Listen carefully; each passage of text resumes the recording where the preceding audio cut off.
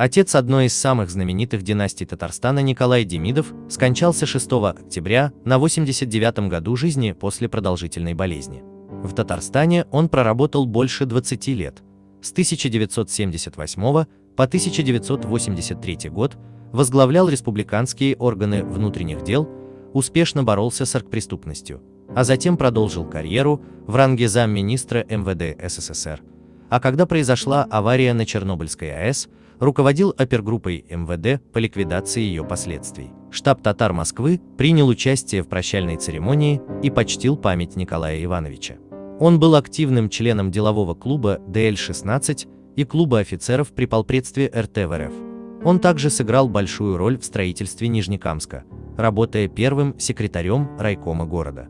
Штаб татар Москвы скорбит и выражает глубокие соболезнования родным и близким Николая Ивановича. На церемонии прощания руководство МВД РФ представлял начальник департамента госслужбы и кадров МВД РФ генерал-лейтенант Владимир Кубышко. На траурном митинге он передал поклон и слова скорби от имени руководства Министерства внутренних дел, лично министра Владимира Колокольцева и всех коллег Демидова. Татьяна Москалькова назвала Демидова необыкновенным человеком, вспомнив, что начала работать, когда он был замминистра. Настоящий сын своего отечества, генерал с большой буквы, офицер. Я хорошо помню те времена и достижения, мы дружили и семьями. Его интересовало до последнего все, что делается в России. Он прекрасный отец, вырастивший двух блестящих сыновей, продолжающих его дело. От Татарстана на церемонии выступил первый заместитель полпреда РТ в Москве Ильдар Мухамедьяров. Он напомнил, что Демидов проработал в республике более 20 лет и после приглашения в Москву не потерял связи с республикой, продолжал активно работать с земляками. Мухамедьяров отметил, что к Демидову с большим уважением относились руководители Татарстана: Фикрят Табеев, Ментимер Шаймиев, Рустам Миниханов, а недавно он был награжден орденом РТ за заслуги перед республикой. Вся моя сознательная жизнь, она связана с родным Татарстаном.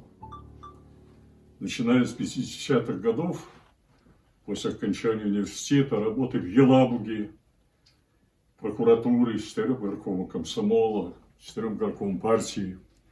С начала строительства Нижнекамска меня выдвинули председателем райисполкома первым, когда еще только скроили район Нижнекамский. Потом довелось поработать в областном комитете партии. А в период, когда по некоторым причинам в столице поднял голову бандитизм, меня назначили министром внутренних дел Татарстана. Я это говорю для того, чтобы сказать, что наш родной Татарстан, особенно неплохо это знать нынешнему поколению татарстанцев, никогда не был в отстающих.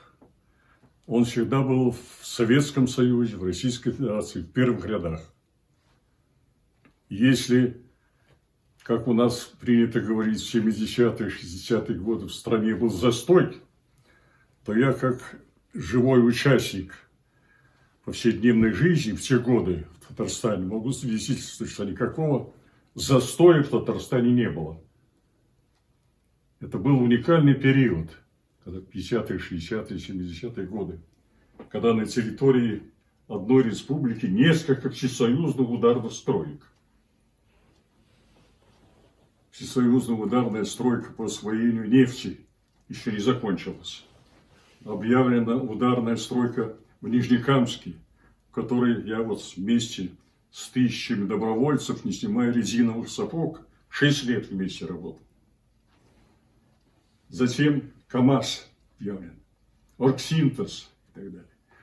Поэтому я говорю единственно для того, чтобы сказать, что все это было потому, что татарстанцам всегда везло на руководителях.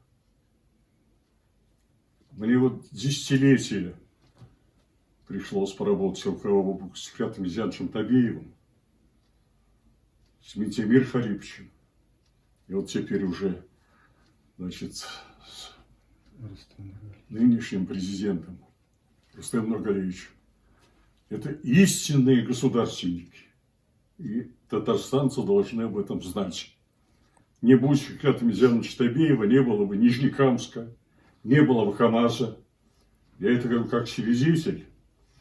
когда в наших общениях постоянно с руководителями, с первыми лицами государства, они сами подчеркивали, что они будут целеустремленные, квалифицированные, грамотные. Позиции руководства Татарстана не было Нефтекамска, и не было бы КамАЗа и других объектов большой государственной значимости. Поэтому еще раз спасибо большое. Спасибо. Глава штаба татар Москвы Рустем Ямалеев передал соболезнования родным и близким от земляков из Нижнекамска и Лабуги. Он был одним из великих наших земляков и, сам того не замечая, примером для всех силовых структур Татарстана в плане образа жизни и карьеры. Он был легок на подъем, очень доступен, и у него не было никакого гонора. На него равнялись, сказал Ямалеев.